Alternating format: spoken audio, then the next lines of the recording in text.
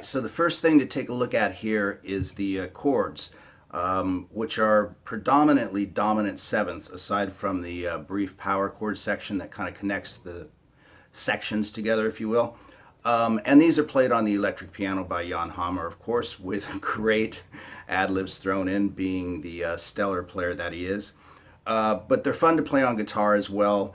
And as I said, it is pretty much all dominant sevenths, and I just use the first dominant seventh major third shape, as in Birds of Fire, right?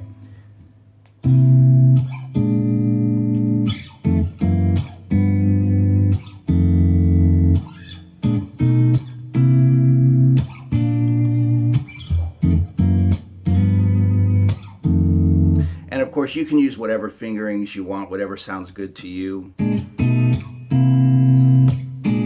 It's a little brighter over there, and I just use my fingers to do that in the right hand, and I think that sounds pretty nice. And then, of course, you have the power chord section in the middle, which is pretty self-explanatory, and you want to use a really heavy sound, of course, but for instructional purposes.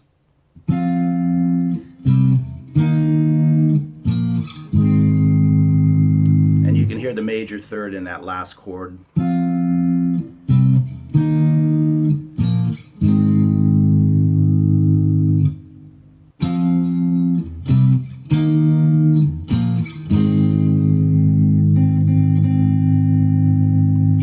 Okay, and then as it starts to approach the melody section, the chords change to F sharp dominant seventh, E dominant seventh, and then of course G, G sharp, and A.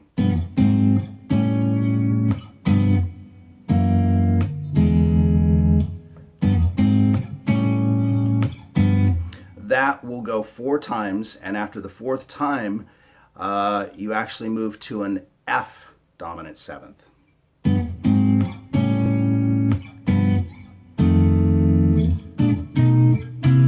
Back to the original progression. So it's actually pretty cool.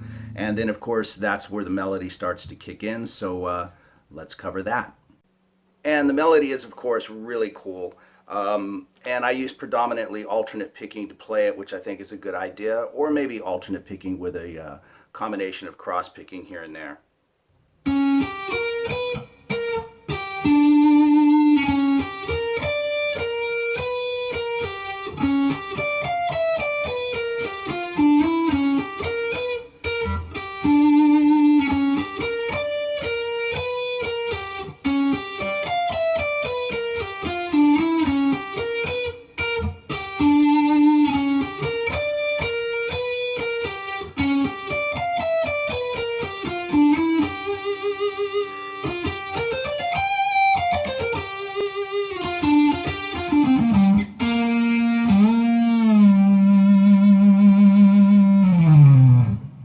Hopefully I played that slow enough. A little bit about the fingerings. These might not necessarily be the fingerings he uses or that you might like to use, but I try to use a fingering that is both comfortable for me and that I think sounds good on the particular strings that I'm playing it on. So by all means, feel free to mix it up and come up with whatever you like. But I like the idea of playing the first lick like so.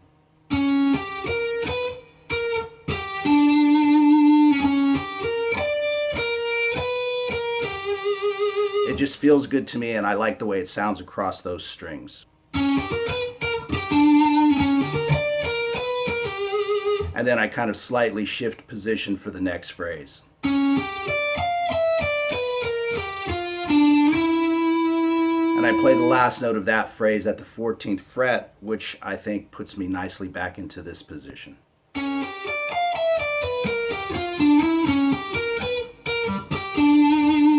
Okay? And then, of course, after you've played that 3 times, I believe it is, you connect with the next phrase, the tail end of the phrase. And again, that fingering seems to put me nicely into a comfortable pentatonic type shape.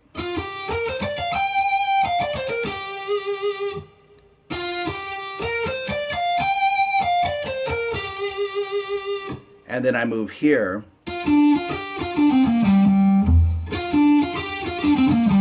I like that. I like the tone. The strings are a little bit brighter rather than if I played it up here.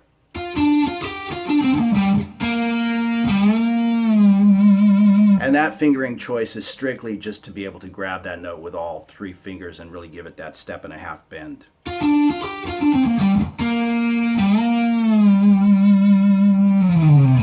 But again, choose whatever fingerings work best for you, but at least the tab will give you the notes of the melody as well as the chords. And once again, thanks for watching, and hopefully I'll get some more McLaughlin up online pretty soon. And if you get a chance, take a second to subscribe, hit the like button, and I'll get some more stuff up and running soon. Thanks.